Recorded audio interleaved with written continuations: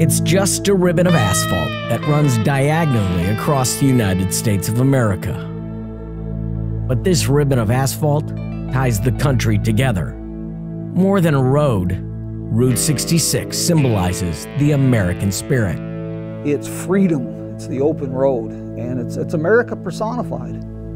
The siren song of manifest destiny amplified through a muffler, echoing through the open spaces of the former frontier. We answered the call and returned to the Mother Road to finish our western passage through New Mexico, Arizona, and California. In search of America's mythical highway, the Mother Road, Route 66. One of the most amazing things about Route 66 is this: it doesn't exist.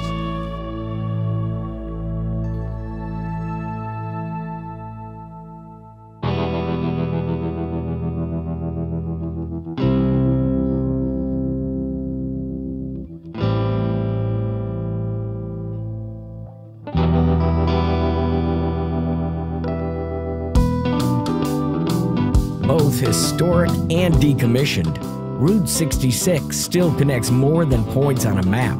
It connects writers and ramblers, poets and drifters, dreamers and researchers. To think if Bruce Willis and Ben Affleck were around 60,000 years ago, this crater wouldn't be here. Cue Aerosmith. Route 66 connects the past with the present and still leaves you asking questions. What is it about Route 66 that will make a grown man saddle up on a rabbit?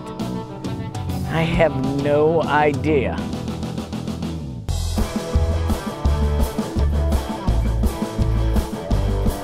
It's the quintessential American road trip. I think it's just part of our heritage of moving around and wanting to travel and moving from the East Coast to the West Coast, the manifest destiny. The shield itself represents freedom, and that has endured throughout all of the different lives Route 66 has had. Whether it was an official highway or not, people still knew Route 66 is the way west. One of the most amazing things about Route 66 is this: it doesn't exist.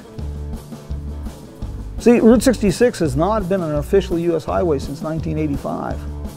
So technically and officially, this road doesn't exist. It's still the most important of those old two-lane roads.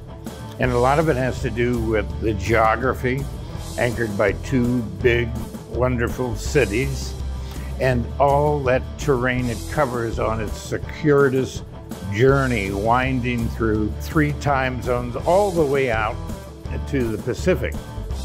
This highway connects more than Chicago to the beaches of California. The whole highway is a bridge between the past, the present, and even the future, as we even have an electric vehicle museum now on Route 66. This road is a survivor, and it survived many incarnations along the way. The roaring 20s, the dirty 30s, the 1-2 punch of Depression and Dust Bowl. You had the Okies and the Arkies moving from Arkansas and Oklahoma during the Dust Bowl days across Route 66, which is documented in Grapes of Wrath. Well, Route 66 isn't our most historic or most scenic highway, but from its inception, it's always had the best press and publicity. Movies, books, TV shows. Movies like Disney's Cars. Cars didn't drive on it to make great time. They drove on it to have a great time. That movie came out and business on stretches of 66 went up 30%. Michael Wallace would know. He wrote the book that inspired Cars, and he's the voice of the sheriff.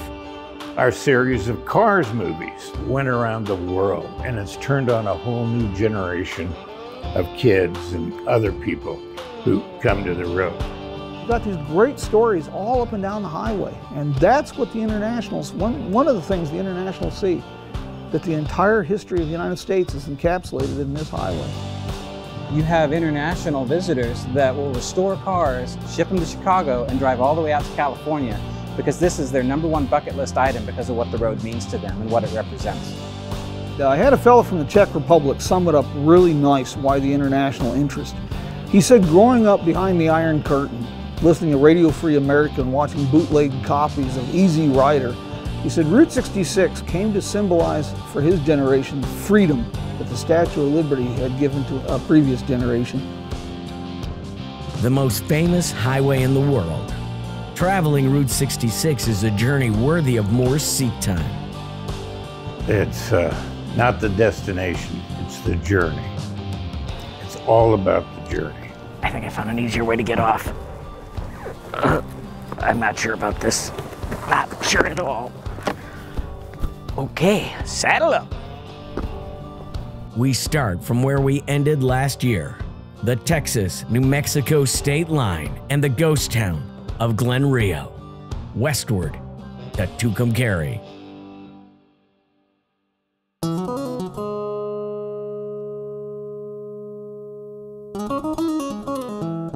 Last year, we journeyed through the heart of the heartland along Route 66.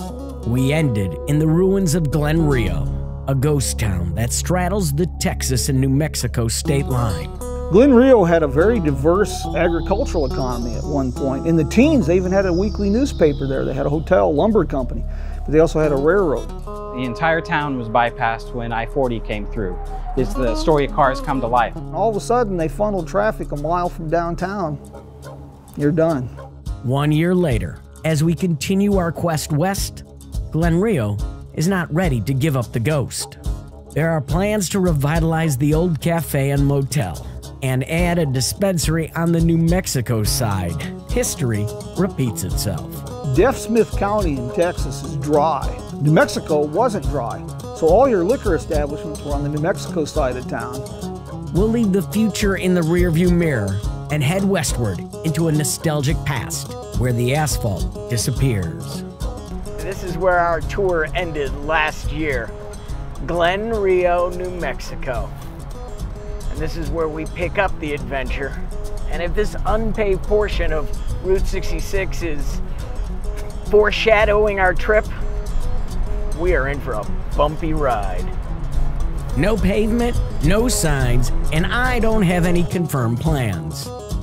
This might be a good time to say that outside of meeting our experts, nothing on this trip is set up. Nothing.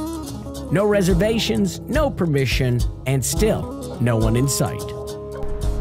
Interstate 40 may be just a mile or two over there, but right now it's just me and the buzzards. And the buzzards are circling.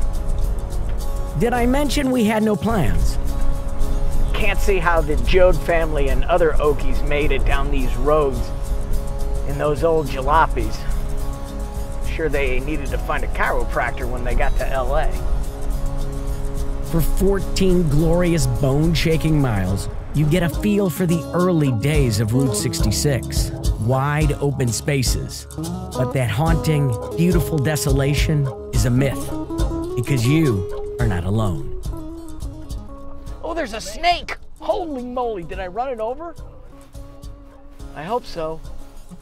Oh, it's a rattler. Okay, all right, we're still on Route 66, right? We're still on Route 66. Are we still on Route 66? Are we going the right way? We're heading west? Hi. We'll say hi to your aunts and uncles up there. Bye, baby. Rattlers and cows. Welcome to New Mexico. It's beautiful, though. It's just beautiful. But there's something about crossing from Texas into New Mexico. It just always felt like the skies opened up, and always just thought that felt like freedom. It just feels open and inviting and possibility. The possibility that Larry Smith would be the owner-operator of the iconic Motel Safari didn't even exist when he first stopped in the land of enchantment. What was funny is Tucumcari is what sparked my interest, because I was moving at one point in my younger days, moving from Knoxville to Los Angeles. My friend and I stopped here to stay the night because it was an interesting name for a town, and I remembered it for a few dollars more. Giving up more than a few dollars more, Larry and his trusty sidekick Sam answered the call of the Mother Road.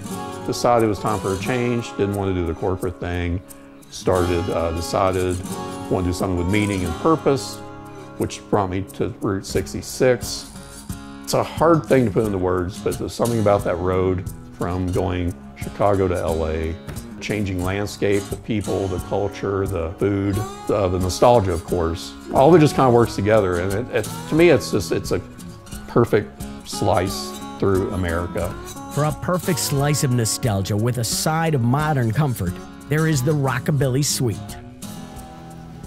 Oh, man. Oh, my goodness. Is this door a time machine? Because I just stopped in the 1957. We really wanted this to feel like a time capsule. It is. But still have that, the rockabilly, rock and roll, early rock and roll spirit. So Wanda Jackson, it's also known as the Wanda Jackson Suite. She headlined the first Rockabilly on the Route festival here in Tucumcari several years ago and stayed. So yeah, this is my favorite room, easily. True time capsule to Route 66. Yes. This is the stop where you can actually go back in time. But Route 66 can't go back in time. A few miles away from Larry's Hotel is the constant reminder of what the Super Sled has done to this town. But things are changing, and recent events call for some retro reservations. A lot of people are drawn to us because of the motor court.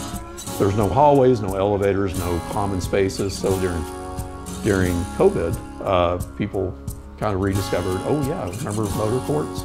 Don't really remember motor courts. Well, it's where you could pull in and park at your door, and a lot of them, the Blue Swallow is a great example. It still has the original garages by the rooms, and that's very rare. Sleeping with your car by your side, parked on America's Main Street, you are writing your own novel, your own story.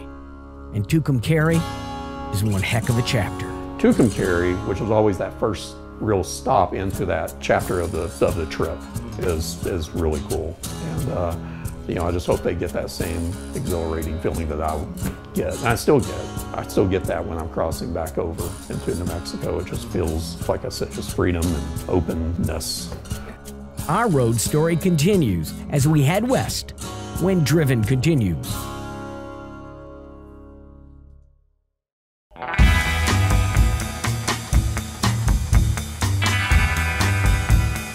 In his novel, The Grapes of Wrath, John Steinbeck called Route 66 the Mother Road because it offered hope to the desperate. He also said that interstates are a great way to travel between New York and Los Angeles and see nothing. Interstates made travel too easy. You have to work for Route 66. What I'm very careful to do is not overly romanticize this trip. This is not a particularly easy journey. If we break down on this part of Route 66, the only people that are going to find us are buzzards and extraterrestrials. If I'm going anywhere, I go prepared. And on Route 66, there are some things you cannot leave home without. Water, phone charger, maps, real maps, not just your GPS, because so many people get lost. Maps, we got. But we need water. And in New Mexico, Santa Rosa's Blue Hole has plenty.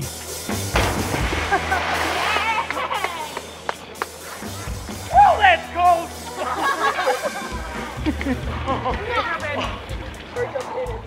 By the way, those bubbles are scuba divers. It's not me.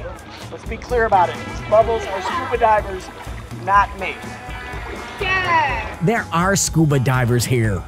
The Blue Hole is one of the most popular dive destinations in the U.S. Right here in the middle of the Red Mesa.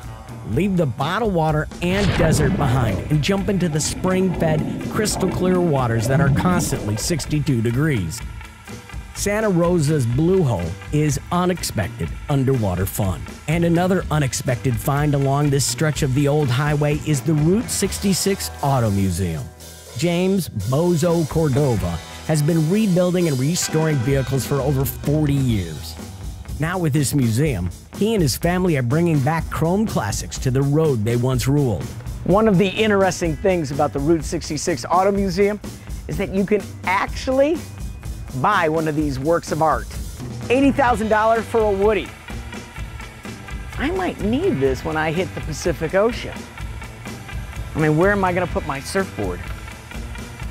There are over 30 cars, trucks, and whatever that beast is on display and for sale. This mother lode on the Mother Road is at least a conversation starter. I know, but it's only $80,000 and I can drive it home. Another thing about Route 66 that makes it fun, Route 66 has always been the highway of dreams. Back on the road without my Woody, but looking forward to a treat that I could afford waiting for me in Albuquerque. For 17 miles, Route 66 runs through the heart of a city that blends the myths of the American West with a modern, multicultural metropolis. Did I just say blend? It's time for treats at the 66 Diner.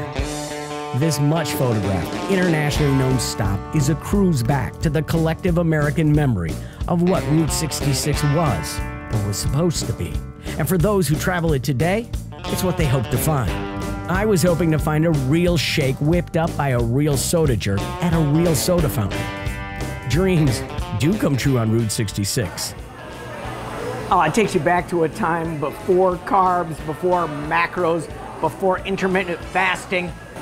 The other thing that I've discovered on Route 66, if you are eating on the actual route, on the old highway, anything you eat, no calories, calorie-free. We want people to experience that real America, where you go into a pie palace or a greasy spoon and you have no idea what's going to happen. You might find a blue plate special that you kill your mother for. Don't touch my mama, but this is a shake I would dethrone a king for. The Elvis, it's peanut butter, it's bananas, and it turns you into Elvis right away. Man, this is amazing. It is so good. There are tourists and there are travelers. Tourists, when they leave, they take everything from home with them. Travelers try things that are new. You have to be a risk taker. There's always a little bit of adventure. That's what I'm telling you. That's what makes traveling good. You know, you don't want to be a tourist. You want to be a traveler. Oh, thank you. Thank you very much. Up next, our travels continue as we get more kicks on Route 66 when Driven returns.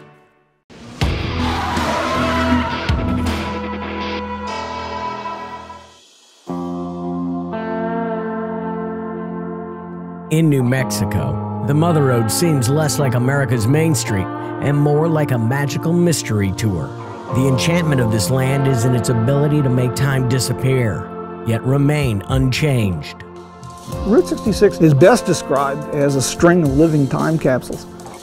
Our travels had taken us almost across the state when we reached the Continental Divide, where all America's rivers flow either to the Pacific or to the Atlantic. This is the kind of landmark you had to stop at on Route 66 during its heyday.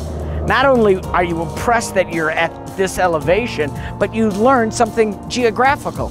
Yes, driving can be educational. We can also learn something from the friends we meet. We're heading west to the Pacific Ocean. Okay. What do I need? Patience, sunscreen, comfortable shoes, umbrella, Umbrella. sunglasses. Got the sunglasses. I have all that except for patience. 55 all the way. At that speed, you can learn more. You're right here on the Continental Divide, right? Yes. The highest point on Route 66. But when you travel Route 66, you see there's no division. This road brings people together, doesn't it? Yes, it does. All kinds of people. Foreign, everyone. I want to break out in a kumbaya. Is that okay? Sure. We'd watch. We'd watch. We've allowed ourselves to become very divided as a people and seeing it as an us versus them. And when you travel this road, you realize that America is a diverse country. And that's our strength, that's our vibrancy, that's our color. That's the zest, if you will. To me, when I see a map of the country and Route 66, what I don't see are state lines or county borders or city limits. I see a seamless, winding, linear village. There is still the Continental Divide. Atlantic, Pacific. Atlantic, Pacific. And that's the way we're going. Westward through the song-mentioned town of Gallup and the El Rancho Hotel, where the stars from Hollywood's golden age like John Wayne stayed while they made movie magic in the desert. Here, the painted desert needs no special effects. In Arizona, we follow Route 66 to the only national park it goes through.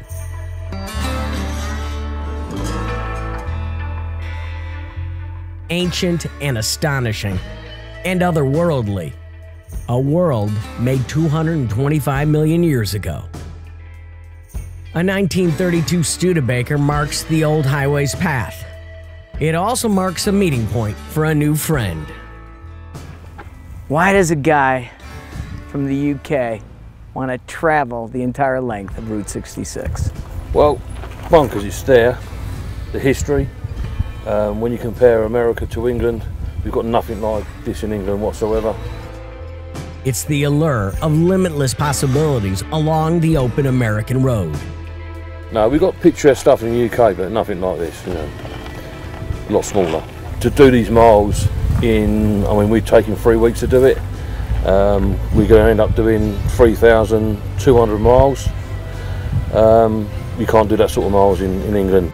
One of the things the internationals see, that the entire history of the United States is encapsulated in this highway. The painted desert reveals more. It reveals the planet's history before time and the connection we all have to each other.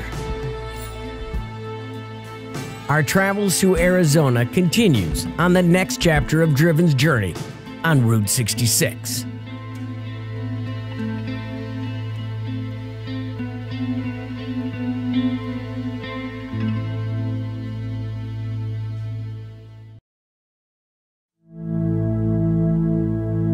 It's a highway with its own theme song. A song that is an open invitation for an adventure through its wide open spaces. A musical call to road trip. Well, Route 66 isn't our most historic or most scenic highway, but from its inception, it's always had the best press and publicity. What other road has had a great hit song written about it, like my old pal Bobby Troop, who was the most incredible guy you'll ever know. If you ever plan to motor west, travel my way, take the highway, that's the best. He was in a diner and his wife came up with the line of getting your kicks on Route 66, and he dashed off the song. That song that Bobby wrote when he got out of the Marines in '46 and drove out to LA to meet his idol, Nat King Cole, that song became our anthem. It's been re-recorded 250 times. Depeche Mode, the Rolling Stones have re-recorded that song, that anthem, Get Your Kicks. When Troop's tune became electrified by Chuck Berry, it amplified the rebellion of a rock and roll generation. There were kicks to be got on Route 66, and those kicks still exist. We continue our rite of passage on the Mother Road through Arizona in search of America's mythical highway, Route 66.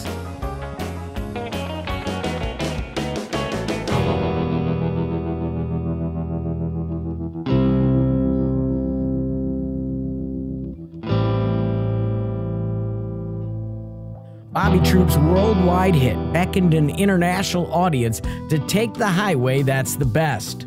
And like Warren Hyder from the United Kingdom, that call is best answered over a long 3-week road trip. I'm looking forward to do all of it, not to get it over and done with, but to have the memories from start to finish. That's what I'm looking forward to, so we can reflect on what we've seen and what we've done. Reflection is needed because it's more than a vacation. It's a pilgrimage. For the internationals, Route 66 is a destination in itself. It's astounding when you think about it. This is just a road. But yet we have Route 66 associations in Australia, Japan, throughout Europe. Folks from Europe, folks from other parts of the United States still look to Route 66 as this symbol of American freedom and the fact that you can just get in your car and go wherever you want, whenever you want. We're going to Holbrook, Arizona. There's so much left of motels and old gas stations and interesting attractions there. One of the most memorable Route 66 landmarks in Holbrook is the Wigwam Village, which opened in 1950. This is a motor court with a theme, a complete throwback to what Western movies of the 1940s thought the West looked like. Not very historically accurate, but a textbook definition of the phrase roadside attraction, complete with a collection of classic cars still waiting to get back on the old highway. But when it comes to grabbing attention, nothing can compete with the trading posts of Arizona.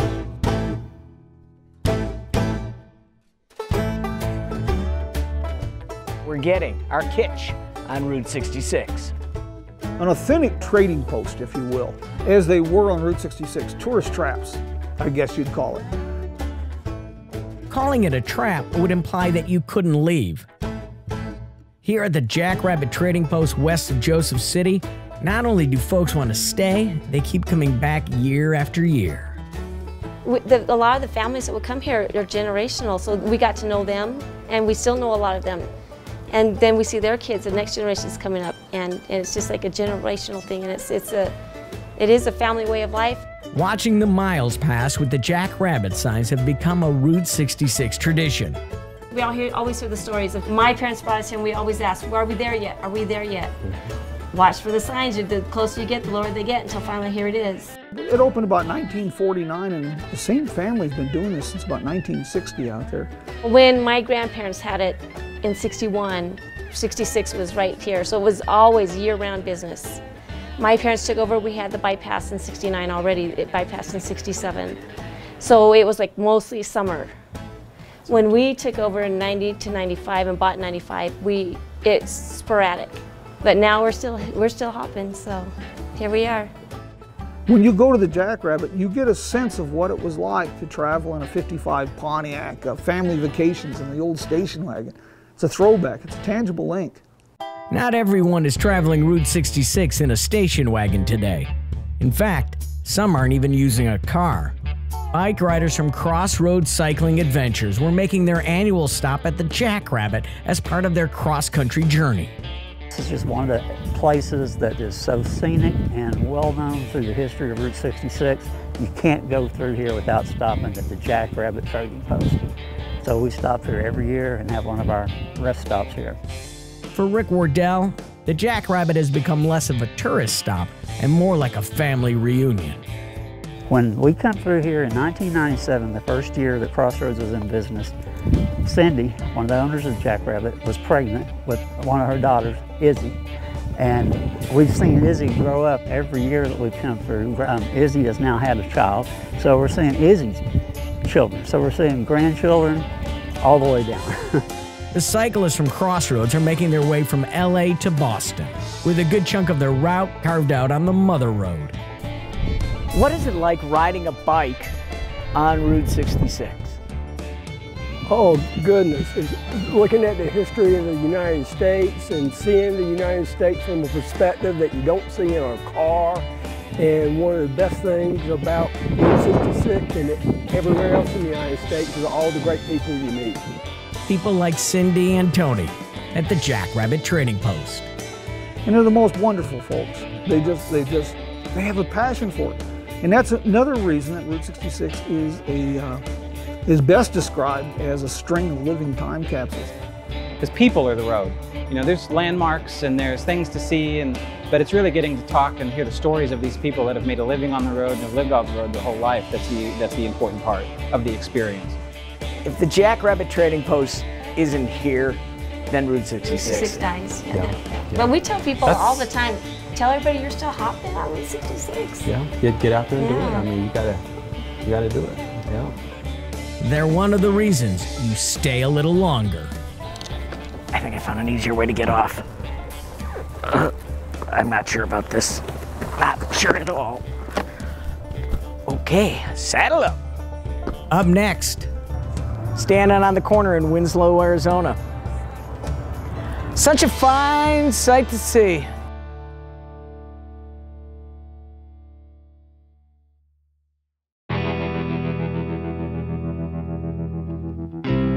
Our journey west takes us to Winslow, Arizona, where the road tunes have been predetermined. There's only one way to do it.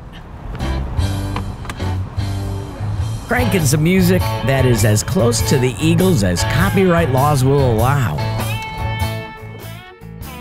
Bobby Troupe's Route 66 isn't the only hit song to lure travelers to the Mother Road. The Eagles' first hit, Take It Easy, has been enticing visitors from around the world to loiter on a street corner and sing like no one's listening. Standing on the corner in Winslow, Arizona, it was such a fine sight to see. It's a girl, my lord. There you go. Flatbed Ford slowing down to take a look at me. In 1999, the city of Winslow dedicated this corner as Standing on the Corner Park, and a major roadside attraction was born. One of the biggest attractions in not only in Winslow, but all the way across Arizona's Route 66. He said, can we stop in Winslow, Arizona? So we can stand on the corner in Winslow, Arizona. No, and I said, because you want to stand on the corner? And she said, yes. And I said, it's such a fine sight to see. And there's your flatbed Ford. But all I'm hearing is Don Henley music. The song was written by the Eagles' Glenn Fry and his neighbor, the one and only Jackson Brown. Does this look like Jackson Brown? It was Brown who started writing the song, and recently the corner, the girl, and the Ford are being called into question. It's come out over the years that the song was inspired when Jackson Brown was in Flagstaff and his car broke down, and he's hanging out on the street corner in front of a place called the Der Wiener Schnitzel hot dog stand, the big A-frame Der Wiener Schnitzel there in Flagstaff on Route 66. I can confirm that there is an old hot dog stand on Route 66 in Flagstaff, but there was no girl in a Ford truck anywhere to be seen. Jackson Brown was inspired about that by a girl in a Toyota or a Datsun pickup while he was standing in front of Der Wiener Schnitzel. So if there's standing on a corner park in Arizona, it should be in Flagstaff. The truth doesn't seem to faze the fans. Near a Der Wiener Schnitzel in Flagstaff. Really? That doesn't rhyme. It doesn't go. Der Wiener Schnitzel in Flagstaff. All right. Was there a girl involved? There was a girl. Okay, well that's all that really matters, right? Well, rhyming the word Der Wiener Schnitzel. Yeah, what does that rhyme with? Nothing. Yeah. What rhymes with Der Wiener Schnitzel?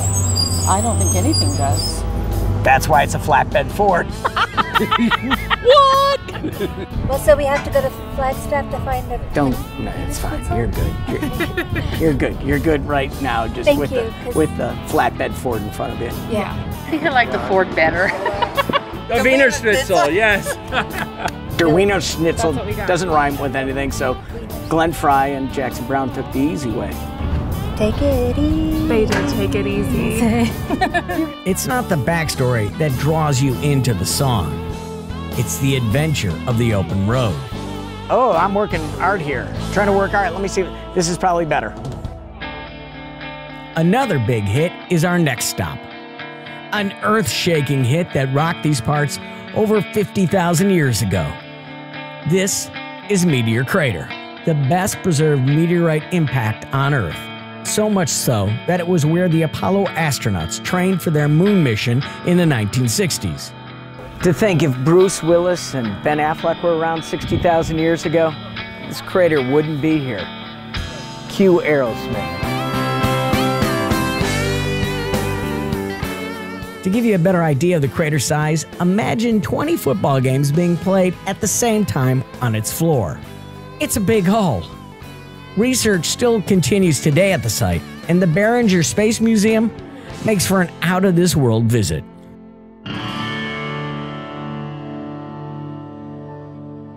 Otherworldly describes our trek west as Route 66 disappears into the ranch lands around Two Guns. A ghost town of deserted attractions, including the remains of a zoo where mountain lions were held captive. But the ghosts here go back farther than the road's history. Get a four-wheel drive vehicle on Route 66. It'll give you access to some unbelievable tales and legends, like the legend of the Apache Death Cave. The cave that runs underneath the buildings was said to be the site of a gruesome massacre of the Navajo by the Apache. Later that same day, Navajo scouts tracking the Apache found them camping in the cave system and set the caves on fire, burning all alive. There are differing accounts, but there is no questioning that history hangs heavy here in Diablo Canyon. Further down 66, Twin Arrow Trading Post conjures up another kind of ghost. The shop was closed in the 90s, but it was still often photographed. That may change. 2 years ago, this was 2 arrows. Now it's just 1. Things change on Route 66 all the time. Sometimes, not for the better. Might need to hit the road right now before it's not even there. Up next, Williams, Arizona has things looking up on the Mother Road. When Driven continues.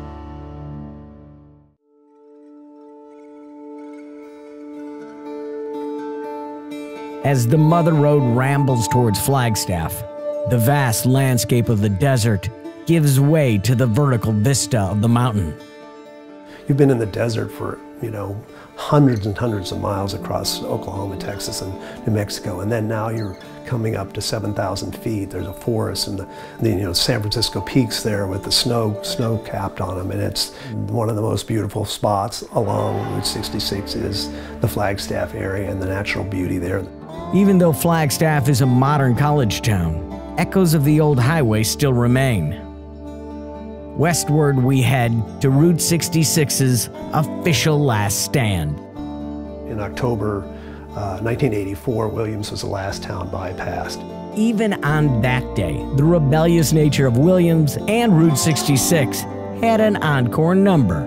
Bobby Troop was invited to cut the ribbon when I-40 bypassed Route 66. And after he cuts the ribbon and plays this song, he says, "You know what?" He goes, "I hope you tear this freeway down and go back to Route 66, which I'm sure isn't exactly what the state and federal highway officials wanted to hear. Bobby said what the town of Williams thought. Giving up was not part of this town's nature. Known as the gateway to the Grand Canyon, the town more than survived. Williams does have a history of interesting business adventures, to say the least. But some new attractions are bringing the town up. Welcome to the newest Canyon Coaster Adventure Park in Williams, Arizona. You control the speed on this coaster.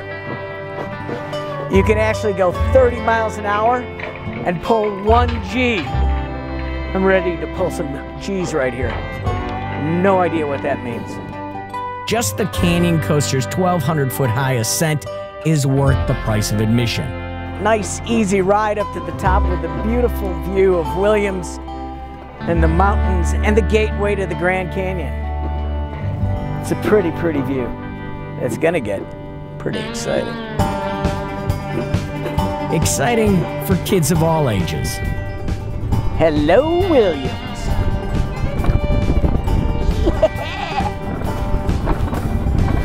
Yeah, here we go. Woohoo! There's a lot of families that come through Williams on their way up to the Grand Canyon, and it's right on Route 66. This brings you back to the heyday of Route 66, when adventure was around every corner. Everything we've actually designed was around Route 66.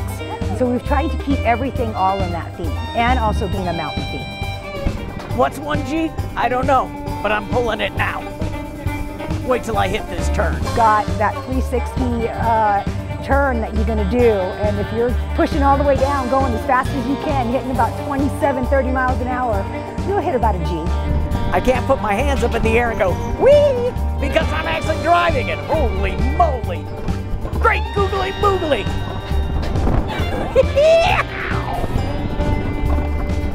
Oh yeah. How's my hair look? This is awesome. the adventure park has more adventures like the year-round mountain tubing. And now for the Olympic luge team. The host of Driven, Tom Gregory.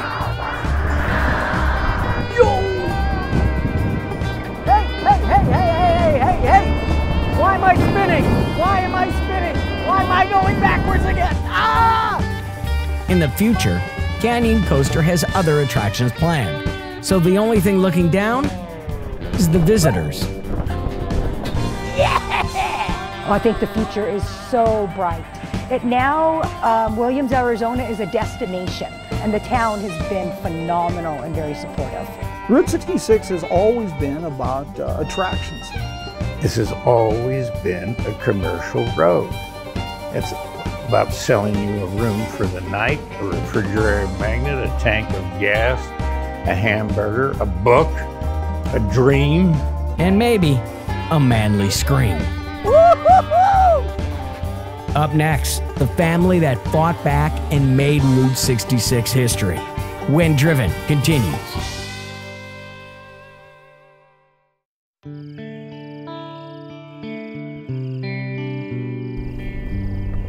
The longest continual stretch of Route 66 starts back in Ash Fork, but it might not have been if not for a family right here in Seligman, Arizona.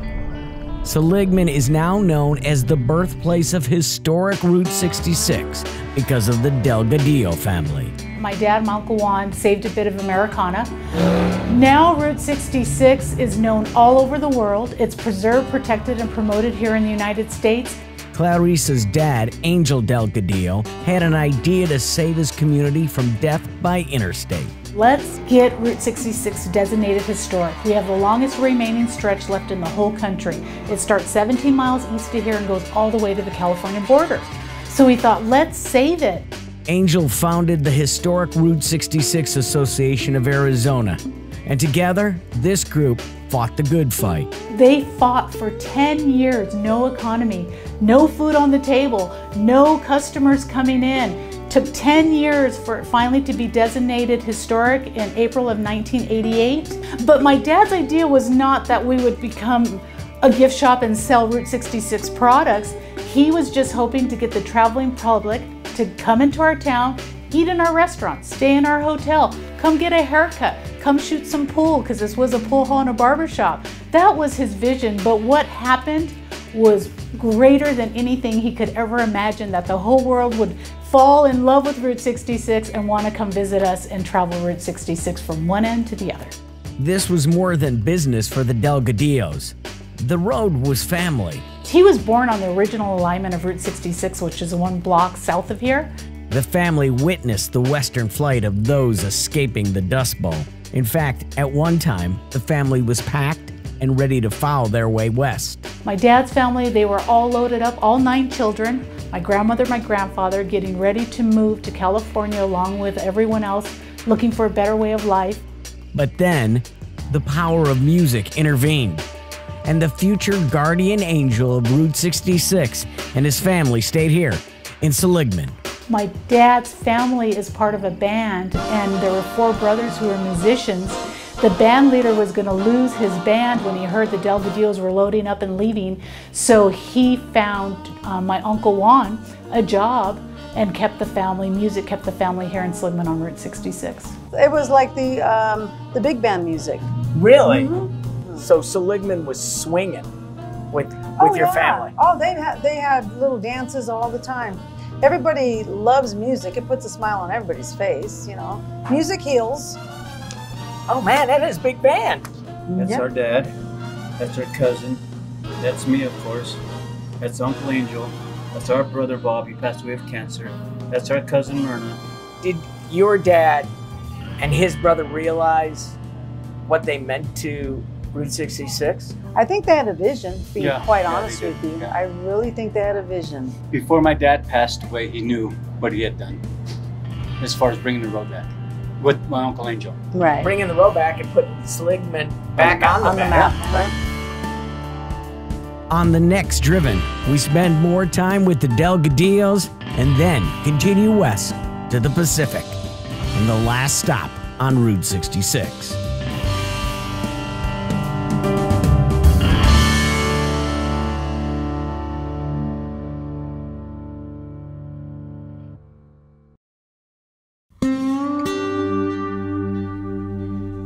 It was a highway left for dead. The government decertified it. They took away its name, and they called it Progress. Route 66 has not been an official U.S. highway since 1985. So technically and officially, this road doesn't exist. Whether it was an official highway or not, people still knew Route 66 is the way west. So I'm going to get in the car with my family, I'm going to take a drive, and we're going to be in control of our own journey and get to experience some of the greatest things this country has to offer. They could remove the shield, but not what the shield meant to people. Hopes and memories heading in different directions, but on one road, the Mother Road. And just because you take down the shield doesn't mean that those people aren't there, that those restaurants aren't there, that those motels aren't there, that the natural sites along the road are there. Because people are the road. You know, there's landmarks and there's things to see, but it's really getting to talk and hear the stories of these people that have made a living on the road and have lived on the road their whole life. That's the important part of the experience. That's the essence of Route 66. It's the vibrancy, the passion, the interesting people you meet along the way. That's what gives it a unique flavor. It had been decertified and the shields had been taken down, but the people were still out there, and the people are the best resource along Route 66. I knew that Angel Delgadillo was still cutting hair out in Seligman, Arizona.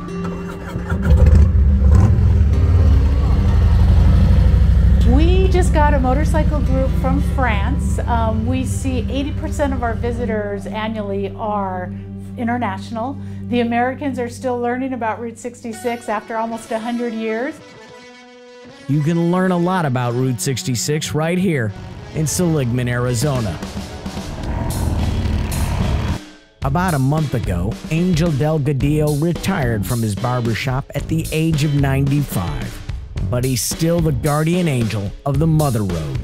Angel spearheaded the historic Route 66 Association of Arizona, a preservation movement that brought Route 66 back from the dead. The state finally got on board in the late 80s after quite a bit of prodding from the association and designated an historic highway. And so that was a big move. Angel and his brother Juan and their entire family were instrumental in the fight to bring back life to their town. It says, sorry, we're open. The door isn't working. Now their children continue the fight and are also the life of the party. If you can get into the party, a Delgadillo snow cap. The old fake doorknob trick. I saw you. And you were laughing. I was laughing at you. Laughing. I was like, where is he going now? And I'm like, oh my goodness. You weren't laughing with me. You I was were laughing. No, I was laughing with you. No, Weren't you laughing? Even if you see the joke coming, you still laugh. Today is a big day. What is today? Our father's birthday. His birthday, 106 years old. 106 years old. Yes, sir. So who put 2 doorknobs on the door? That young man did. That. Who's got the mustard shooting at people? This man. And you guys are following the tradition. Oh, we're keeping up his legacy, We added absolutely. straws to our repertoire. But the impact of the Delgadillos is no joke. Has anybody come in here in a bad mood? Yes. No way. Yes, and then They we leave happy. we change their If they can find how to get out. Yeah. There is no reason to be in a hurry. There's a lot to learn and love here in Seligman. Oh, yay! But the old highway beckons us to Kingman for the only stop we have scheduled on this entire trip, meeting the storyteller Jim Hinckley. So where has Route 66 brought you? Well, you know what's funny, like say, I been on this road almost all my life, and to me it was just a road. It was comfortable, like an old pair of shoes, of jeans, or a good saddle. And I'm just amazed the friendships, the people I've met that have become almost like family to me. And I never in my wildest imagination that Route 66 would take me from here, backwaters of Arizona, to places like in Poland and listening to a drunk Polish polka band play Route 66, or attend the European Route 66 Festival in Ofterding, Germany, or towing a Fiat's down the Autobahn on a rope. It's all Route 66 related. All because of this road. All because of this road. We met at Dutton Motors Dream Machines. This is another one of those great living time capsules you find on Route 66. But this dealership, like I say, has been here since 1946. Shortly after it opened, it was bought by N.R. Dunton. The Dutton family has owned it ever since. These cars were so big they didn't come with a VIN number, they had their own zip code. It now houses a museum and, yes, a sales lot. And if you want to take the dream home, you can. Yes, sir, Bob. By all means, everything here is for sale, except the Shelby. Probably even sell the dog before he'd do that, before he'd part with that one. For something a little more within my budget, the Duntons have Mr. D's Route 66 Diner, which dates back to 1939. Route 66 has always been in a state of evolution. The Route 66 of 1930 is not the Route 66 of 1950 or 1980. What makes the road stories that Jim and Michael Wallace tell about the Mother Road so compelling is that they tell the true story. Route 66 and other old roads, two-lane roads, are like mirrors held up to the country. They reflect what it's like everywhere. There's a problem here. We get into this, we don't want to talk about our past, but it's important because we see these things as milestones on how far we've progressed and how far we've got to go. What I'm very careful to do is not overly romanticize this trip. And there are cold, hard truths to be learned out there. In its heyday, Nat King Cole couldn't have gone into the most humble diner on Route 66. He couldn't have stayed at the Blue Swallow Motel. He would have had to seek out quarters somewhere in the black part of town. The Green Book was a traveling guide for African American travelers so that they could find safe lodging on the road. And that was a book that saved many lives because it told black people where they could safely stay and what towns were sundown towns. The Green Book for the Negro motorist was a very important part of travel on Route 66. Here in Kingman, we had dozens and dozens of motels. We had one that would offer service to African Americans. This is that motel, the White Rock Court, a rare auto court that was listed in the Green Book and now stands as a reminder that the good old days were not always good for all Americans. When I think about what people call the good old days, I think it depends on your perspective. When I'm an 8-year-old kid from St. Louis cruising down the road with my parents, I was having a ball. But if I'd been an 8-year-old black kid, a whole nother world. When we return, it's an Arizona Sidewinder. We drive the most challenging part of Route 66 when Driven returns.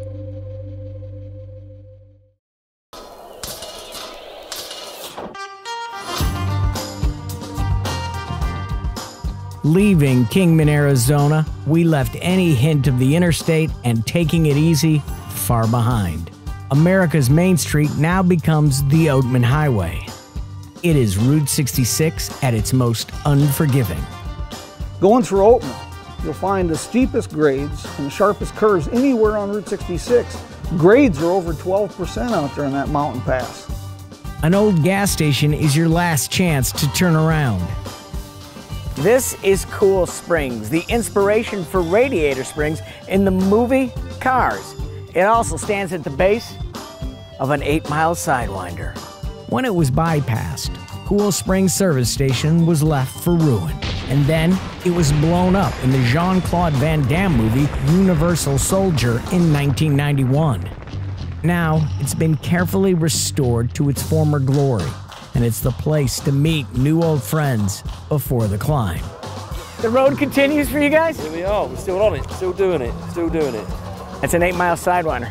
You ready? Yeah, ready for it, yeah. I've come to believe most things in the movie Cars are real, except for the fact that Sally and McQueen drove this at high speeds. I don't believe so. That's cartoon magic, folks. They should rename this Cast Iron Pass, because you need a cast iron stomach to make this one work. Oatman Highway has challenged courage and camshafts for decades, and not all the drivers and vehicles were up to the challenge. In the book by Jack Rittenhouse, A Guidebook to Highway 66, published in 1946, they noted that there was a towing service for cars that could not make the grade going over Sitgreaves Pass. With beautiful views like this, you may want to look at the scenery, but with a road with this many turns, I'm going to say keep your eyes on the road and your hands upon the wheel. Cue the doors. Both elevation and blood pressure rise as Route 66 heads through the Black Mountains and up to 3,595 feet to Sitgreaves Pass. We're going up through Sitgreaves Pass. It's just gorgeous. If the lens covers off, you got a picture. Oh man, look at that view. Sitgreaves Pass is a splendid drive if you're not afraid of heights. If you are, don't think about the guardrails because there are not many. At the scenic lookout, you can see Arizona, California, and Nevada, as well as memorials to the people who've had their ashes scattered among the winds. On the way to Oatman, there is more to see. Back at Cool Springs, we were warned to watch out for burros on the road. Hello. Hello.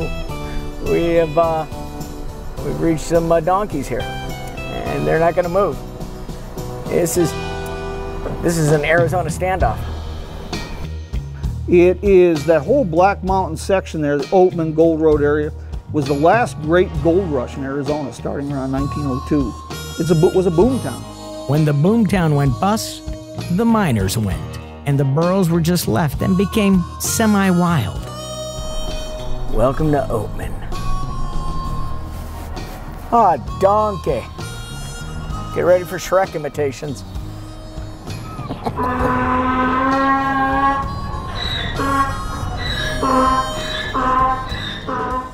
Strangely enough, that's the usual reaction to my sense of humor.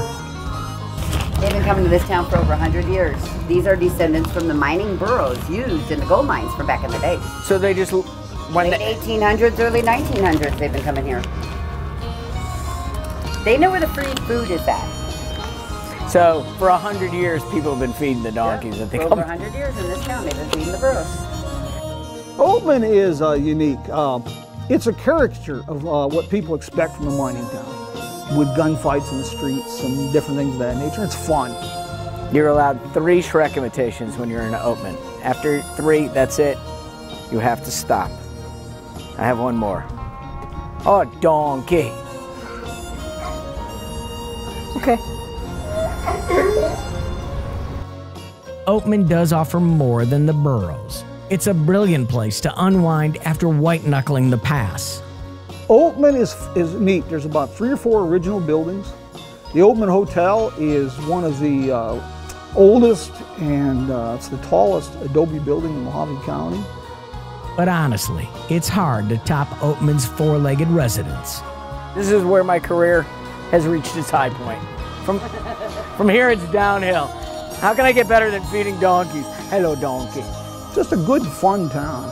But without tourists in Route 66, they would have died on the vine. You gotta get out of the road. We're gonna get you out of the road. You're blocking Route 66. Come on, there's cars waiting. This is Route 66. Come on, come on. I'm doing my best here, folks. When we return, hopefully we can get back on the Mother Road when Driven continues.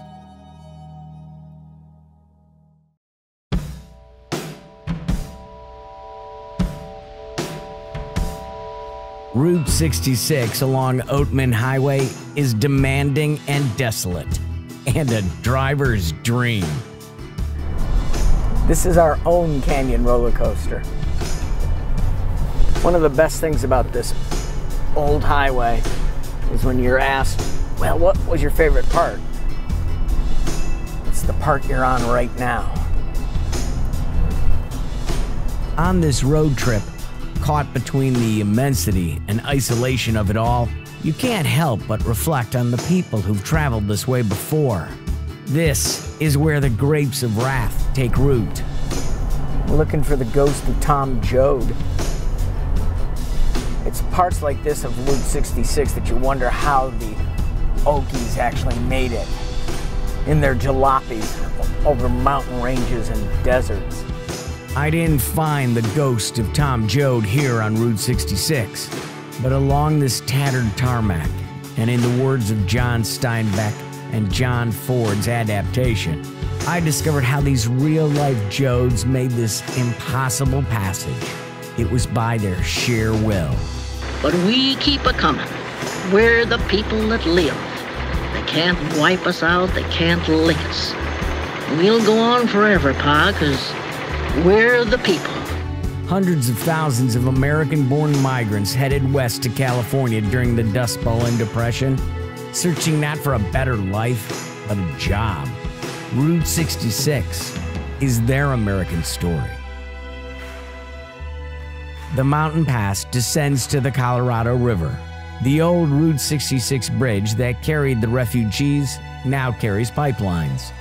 Here, a high-octane aqua oasis is inviting and exceedingly startling, like a spring break mirage, the last stop before the extremes of the demanding Mojave Desert. But I like the desert. I like the desert. I'm one of the dry roasted nuts. I enjoy the desert country immensely. So all that stretch out around Amboy and Essex, Chambliss, Ludlow. If you want the real Route 66, what you do is turn off your air conditioner and drive the Mojave Desert, preferably in an old car that's going to overheat 3 or 4 times, and be sure to sleep along the highway in the dirt with the ants once in a while. And I said, then you got a real handle on what Route 66 was like. The second to last town on Bobby Troupe's hit list, Barstow. Like other towns along Route 66, is working hard to bring back the Mother Road's mystique, partly by invoking stars of its past on murals.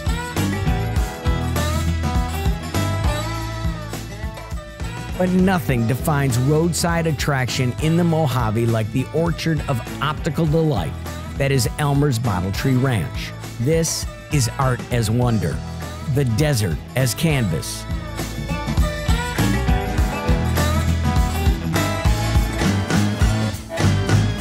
Elmer's Bottle Tree Ranch is more than a roadside attraction. It's a monument, a testament to a father and son, a testament to a family. Elmer had dedicated his work to those who lived and died on the Mother Road, but it's also a testament to his father, who Elmer began collecting bottles with when he was young. When his father died, Elmer started the tree farm, a shrine in glass that has attracted the world. In 2019, Elmer passed away, and his family is working on preserving the family's shining legacy. The quirky desert town of Oro Grande belongs on Route 66. Places like the Iron Hog Saloon and Cross-Eyed Cow Pizza draw you off the highway with some recycled kitsch and some California craziness. Nothing ever really goes to waste on Route 66. Got an old bike? Stick it on the roof. Got an old car? Stick it on the roof. Got an old beat-up caboose? Stick it on the side. Talk about an old beat-up caboose. That's what I'm sitting on right now. We have been pounding the road, and the road has been pounding back. On to Los Angeles, the city of dreams, the city of angels, the city of traffic jams.